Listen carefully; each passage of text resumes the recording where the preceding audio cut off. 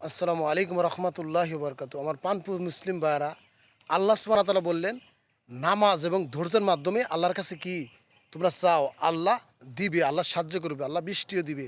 আমরা নামাজে কই না ইয়াকা না'বুদু ওয়া ইয়াকা নাস্তাইন, হে আল্লাহ তোমারই ইবাদত করি, তোমার কাছে সাহায্য চাই, আমরা কই না? কি নামাজের মাধ্যমে আর ধৈর্যের মাধ্যমে আল্লাহর কাছে সাহায্য চাইতে হবে। তাই আমরা সকলে বৃষ্টির জন্য সে মহান রবের কাছে আমরা বলবো, আল্লাহ বৃষ্টি দাও। আজকে দেখেন বৃষ্টির জন্য বনের দেখেন গাছপালার পশু পাখিগুলো পানির জন্য হাহাকার করতেছে। আমার মুসলিম ভাইরা পরে কষ্ট লাগে।